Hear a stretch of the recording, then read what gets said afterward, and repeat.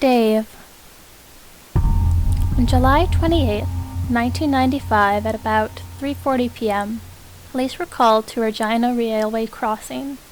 Upon arrival, two CP rail employees revealed that a young man had emerged from a ditch on the south side of the tracks and positioned himself in the path of an eastbound 4-locomotive train hauling 104 boxcars. He was killed on impact, and it's presumed that his intention was suicide. The victim is described as male, Caucasian, and between the ages of 20 to 30. He was clean-shaven, with short medium brown hair and blue eyes.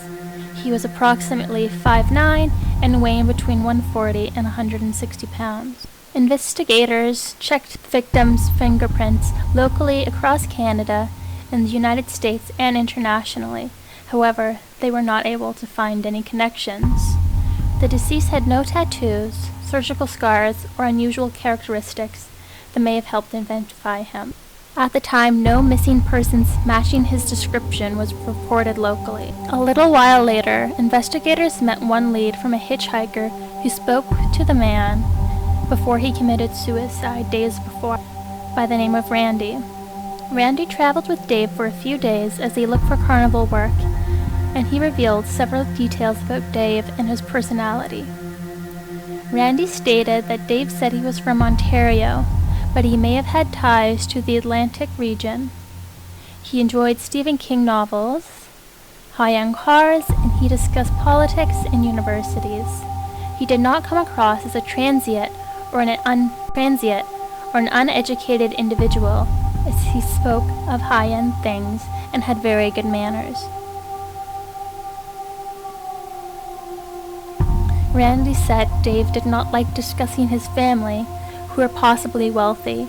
However, he spoke of his breakup with a woman named Kathy, who had left him for another man and left him in shambles.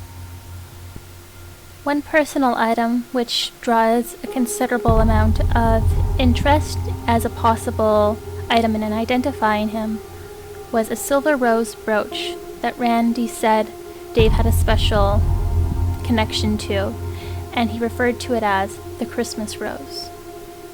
Other personal items that were found was his backpack, which was found near the tracks after his suicide. The backpack contains some personal items, including a tape of the Lion King soundtrack and a book titled The Day of the Dead. Canada has a lot of John Doe cases, but what I think has drawn so much national and international attention is the fact that he is described as so refined, not a loner, a transient, or a homeless man who may have lost his connections. This case is still active. Stanley Park Babes in the Woods. Having the remains of children discovered and remain unidentified is an extremely rare occurrence in Canada. We associate children with constant care and attention, so it is definitely bizarre when no parent or guardian comes forward to claim their missing child. The bodies of two unidentified male victims were discovered in Stanley Park, Vancouver, British Columbia on Wednesday, January 14, 1953. These boys were considered to have been murdered around 1947. Police determined that a hatchet found at the crime scene had been the weapon used to kill the boys by striking them in the head. Their corpses had been arranged so that they were lying down in a straight line, with each boy's feet facing the other.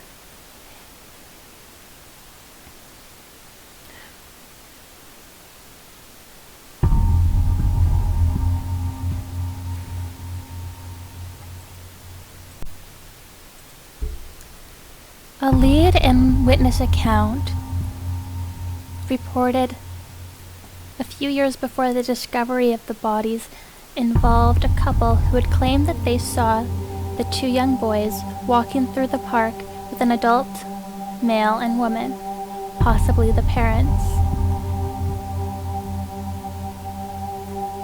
The same couple was seen later that day without the children, and there was an added detail that the woman was seen emerging from the woods, wearing only one shoe and covered in what looked like blood. In 2018, police revealed that they believed that through DNA testing and through checking local school records, they may be able to finally find out the identity of these two boys if they were local to the area. Septic Tank Sam. This case has been discussed by several YouTubers and has had extensive efforts put in to it to solve the case. Perhaps what draws the interest of so many people is the grisly conditions surrounding his death and the very unusual place of discovery. In the small town of Tofield, which has a population of a couple thousand people, there's a farmhouse just outside the area that is owned by a Mr. and Mrs. McLeod. However, at the time of the body's discovery, the property was abandoned.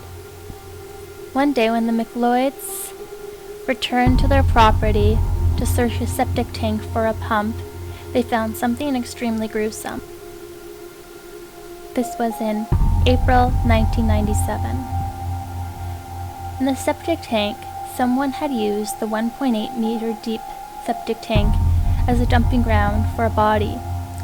It became evident that someone had brutally tortured this individual. However, the body was in such a bad state of decomposition that investigators were unable to identify the gender until later. Investigators named him Septic Tank Sam, and until this day, his identity is unknown. Immediately after this body's discovery, police started the investigation.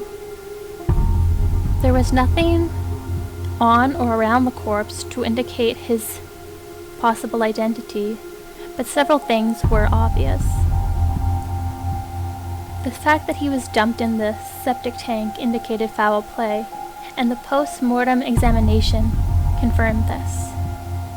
His clothes showed signs of burn marks, likely from a butane blowtorch, and there was also burn marks on the man's skin, in addition to cigarette burns. Someone had tied him up and brutalized him with savage beatings. The autopsy revealed a little bit more about the horrific final moments of this man's life. Septic Take Sam had been sexually mutilated and shot twice in the head and chest. After all of this, someone disposed of the man's head, burst into the septic tank. What was also apparent is that his killer tried to dissolve the body using quicklime. However, instead of accelerating the decomposition process, as the culprit thought, the quicklime actually slowed it down. All of the inquiries to try and discover Sam's true identity failed. Neither publicity nor arrest drew any leads. Even now, 4 decades later, Septic Tank Sam's true name is still unknown. Investigators sent out Septic Tank Sam's dental records to 800 dentists, but none could match them to any patient on file. It seemed likely that this man was a transient, perhaps a casual laborer from Canada or the States. It is possible that the killer had transported him from very far away from the actual crime scene. The RCMP has invested over $1 million attempting to identify the man. Sam was either a Native American or Caucasian between the ages of 25 and 40. Investigators also revealed that the killer had rolled up Septic Tank Sam in a yellow bed sheet, which he had tied up with a nylon rope.